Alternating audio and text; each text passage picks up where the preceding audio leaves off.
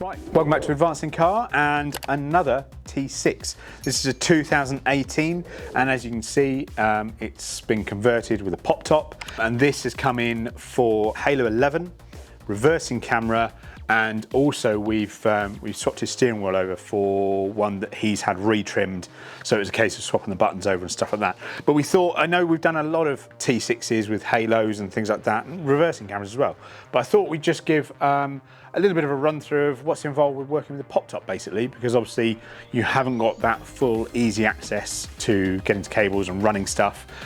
So we thought, you know, why not? We'll run you through it so you know what's involved. So if you've got a pop top, you know what we'd be doing if you came to us and had similar work done. So let's pop around the back, have a look at the camera, and then I'll talk you through a few bits and pieces.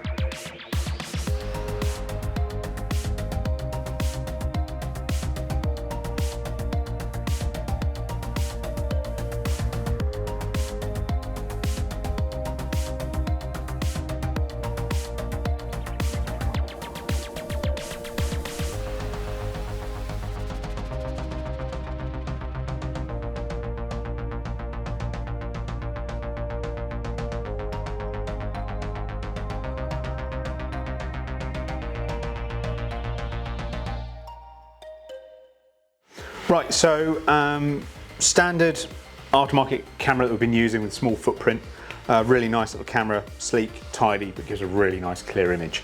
All fitted as they normally are. These have a 20mm hole that I wind through, and it's all going in the kind of factory position, because obviously you've got that indented area that would be where the factory cameras would go, but they have a much bigger hole. So yes, all nice hole, cleanly cut through, all tidied up, and rust protected, and then the camera gets sealed in from behind. And with this, obviously it all depends on what's going on with the tailgate of different conversions.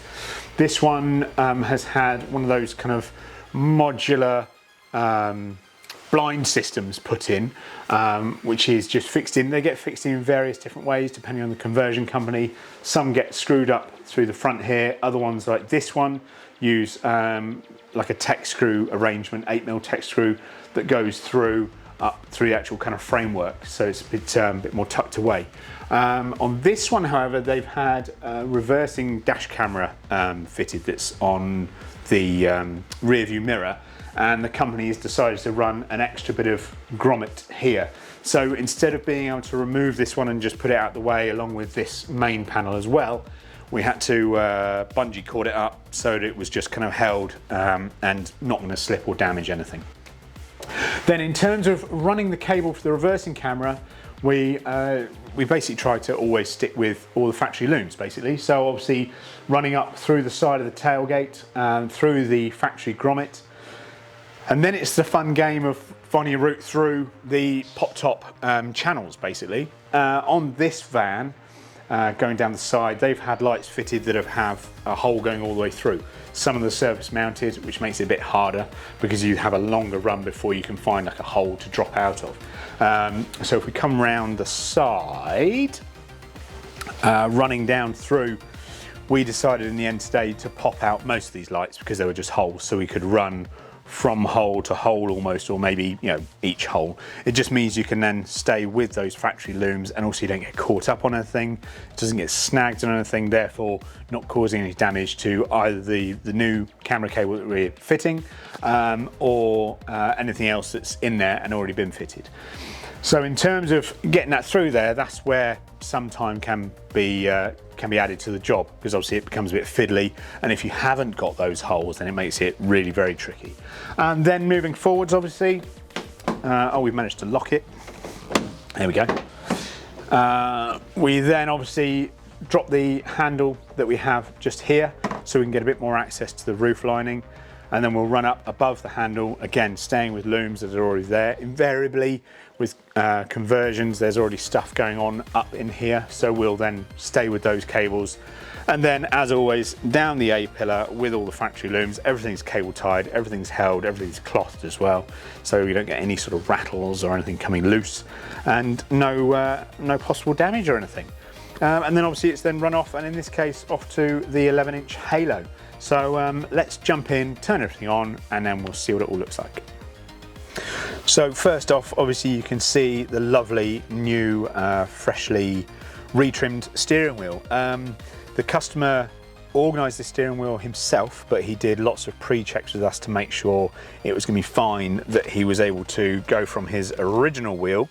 And as you can see, this one doesn't have any sort of button surround or buttons on it, because I've had to move those from here to this one. So there was a little bit of checking just to make sure that everything was going to work, because it's always the worst thing when you get to the day and not enough checking has been done or something like that. So that's why we're very particular about doing as much homework as we can to make sure that you're happy once you come here, have your job done, and then you can pick up your van or your vehicle and everything's working as it should be. So as you can see, obviously the stock wheels, these leather ones aren't too bad, but obviously once they get a bit tired, they can become a bit shiny and nasty. And also this one was paired with a very fetching black and red steering wheel cover, which I'm guessing wasn't to the customer's taste, which is fine. But yeah, so now he's got his new wheel. It's all in, all working, looking loads smarter, and tying in with all the other nice little red bits and pieces that he's got in here. So then, moving on to the Halo.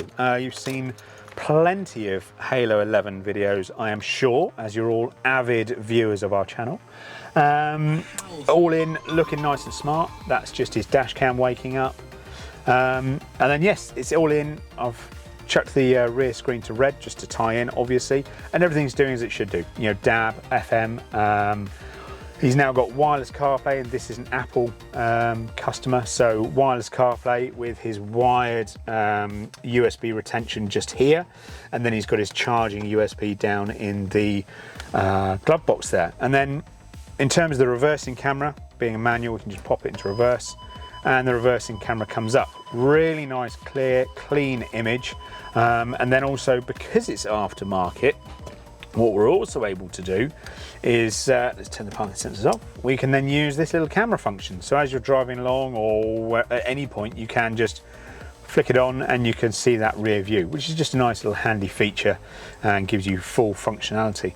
So I won't go through a full running of the Halo, because I'm sure you've seen the other videos, or there's better ones we've done that's a bit more in depth of what the Halo does. But that's it really. This van's been really nicely updated and freshened up with a nice few little bits and pieces that's going to make it a lot more of a joy to use. So if you've got a T6 or a 6.1 or a 5.1, we are the place to come to for transporters. Please get in touch, fill out the contact form, let us know what you're looking for. Also bear in mind, we do audio upgrades and things like this. We've got a brand new audio section on our website with 4 different companies that we use, and within those companies we've got different sound packages that you can look into and speak to us about. So yeah, anything you're interested in, get in touch, and hopefully we'll see you again soon. Take care.